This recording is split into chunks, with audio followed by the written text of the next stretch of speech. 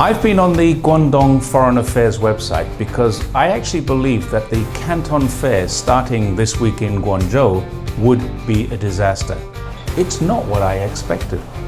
Clearly, there's a residual overlap. People booked this fair before they knew what Trump would be doing to China's trade.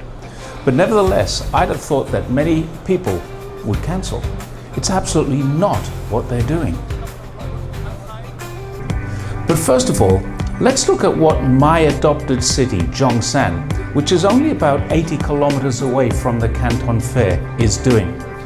This year, 289 Zhongshan enterprises are represented at the fair. That's the largest number ever. And along with other cities in Guangdong, Zhongshan has recently rolled out several new sets of policy measures. What do they mean? The measures are related to technology and innovations, and the main purpose is to boost business opportunities as well as to attract top talent.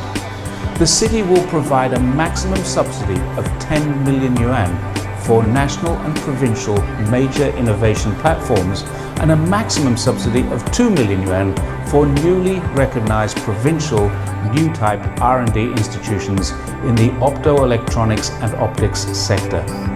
But it gets better. When people worry that China isn't doing enough, they really need to look at what is on offer, even in the smaller cities, because a maximum subsidy of 30 million yuan will be granted to optoelectronics and optics companies that introduce innovative research teams on a trial basis.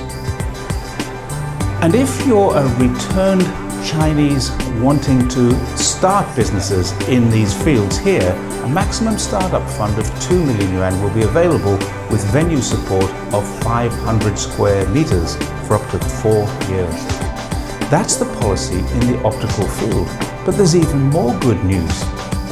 Zhongshan released another policy to further promote the development of the specialized, refined, differential and innovative enterprises, that's SRDI.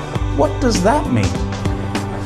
You may get between 3 and 10 million for setting up SRDI research centers with national qualifications. I could go on, in fact I will. There are 15 more policies aimed at stabilizing foreign trade and promoting growth to every aspect of Zhongshan industries that's been considered. And so clearly, there's a lot going on that we're not reading about in Western media. I'm seeing a lot of reports about how China is struggling, but the statistics here make me question whether they are exaggerating. China's trade overall in the first quarter of this year has exceeded expectations. Part of that would have been because of uncertainty on Trump's policies, getting orders onto ships before announcements were made. Now we're looking at a totally different scenario.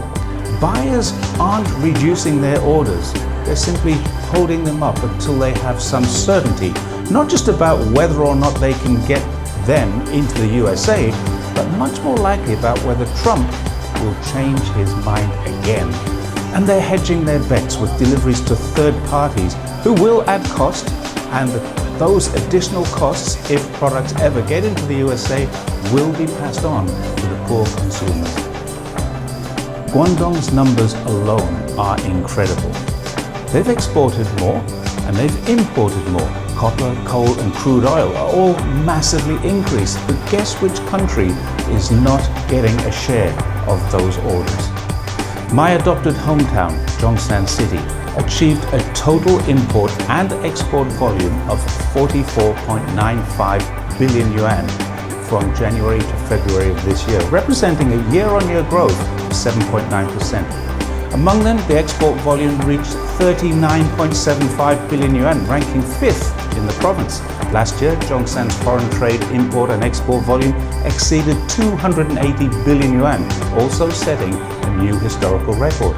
Among them, the export volumes to Latin American countries soared by 32.4% year-on-year. In the first quarter, China's imports and exports with the countries and regions involved in Belt and Road Initiative reached a new high for the same period in history, with a growth rate of 0.9 percentage points higher than the overall average. Among them, ASEAN remained China's largest trading partner, with imports and exports increasing by 7.1% year-on-year, and its share of China's total foreign trade rose to 16.6%. Imports and exports with the 5 Central Asian countries increased by 6.9%. This is what diversification looks like. It isn't going to be an easy time transitioning around Trump's tariffs, but China's policies provide stability, certainty, and predictability in an unpredictable world. I'd say that China, Guangdong, and Zhongshan are all in a tough spot right now, but they're all well placed to handle whatever global uncertainties throw at them.